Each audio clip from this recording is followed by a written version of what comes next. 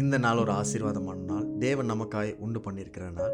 இன்றைக்கும் தேவனுடைய ஆசீர்வாதங்களும் அற்புதங்களும் நம்மை சூழ்ந்து கொள்ளும்.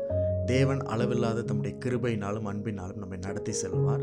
ஒரு நாளும் நம்மை கைவிடாத தேவன் இன்றைக்கும் கைவிடாமல் நம்மை நடத்தி செல்வார். சங்கீதம் 3ஆம் அதிகாரம் 5-6 வசனங்கள் எப்படி இருக்கு?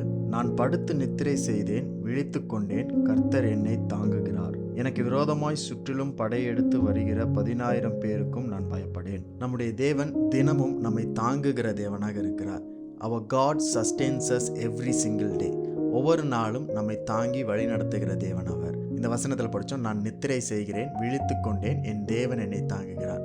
அதாவது தேவன் தினமும் நம்மை தாங்குகிறதுனால நம்மளால நித்திரை செய்ய முடிகிறது, நம்மளால தூங்க முடிகிறது, நம்மளால உயிரோடு எழும்ப முடிகிறது. ஒவ்வொரு நாளும் புதிய நாளை நம்ம பார்க்கும் பொழுது நம்ம தூங்கி எழுந்திருக்கிறோம் அப்படின்னாலே என்ன அர்த்தம்னா தேவன் நம்மை தாங்கி இருக்கிறார், தாங்கி கொண்டே இருக்கிறார். அதனாலதான் புதிய நாளை நம்ம பார்த்து கொண்டே இருக்கிறோம். இந்த வசனத்துல சொல்லுது, என்னை சுற்றிலும் எனக்கு எதிராக விரோதமாக எழும்புகிற 10,000 பேருக்கும் நான் அஞ்சிட மாட்டேன், நான் பயப்படேன் அப்படின்னு சொல்லப்பட்டிருக்கு.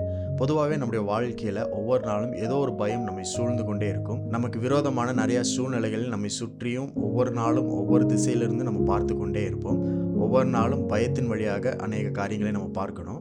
ஆனாலும் தேவன் உங்களை தாங்குகிறவராய் இருக்கிறதுனால நீங்கள் எந்த காரியத்தை குறித்தும் பயப்பட வேண்டாம், பயப்பட முடியாது அப்படின்றது இந்த வசனம் சொல்லுகிறது. ஒவ்வொரு நாளுக்கான சவாலையும் தைரியமாக நீங்கள் எதிர்கொள்வதற்கு, விசுவாசத்தில் மேற்கொள்வதற்கு உங்களை சுற்றிலும் தேவன் பாதுகாப்பாக இருந்து உங்களை தாங்குகிறவராக இருக்கிறார். நீங்க நினைச்சிருக்கலாம் உங்களை சுற்றிலும் உங்களை சூழ்ந்து கொண்டிருக்கிறது பிரச்சனைகள் தான் அப்படின்னு நினைக்கலாம்.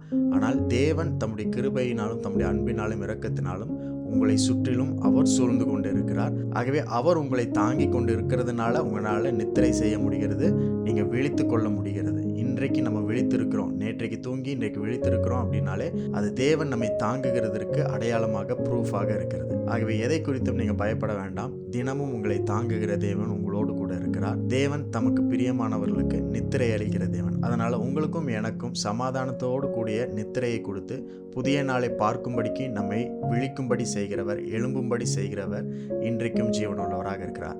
எப்பெல்லாம் நீங்க புதிய நாளை பார்க்கிறீங்களோ அப்படின்னா தேவன் உங்களை தாங்கி இருக்கிறார், உங்கள் மேல ஒரு பெரிய திட்டத்தை வச்சிருக்கிறார். அதனால புதிய நாளை நீங்க பார்த்துருக்கீங்க அப்படின்றத நீங்க உறுதி செய்ய முடியும். இன்றைக்கும் அப்படிப்பட்ட ஒரு புதிய நாள் தேவனுடைய திட்டத்தையும் அவருடைய நோக்கத்தையும் செயல்படுத்துகிற நாளாக உங்கள் வாழ்க்கையில் இருக்கிற ஆண்டவருக்கு நன்றி செலுத்துங்க.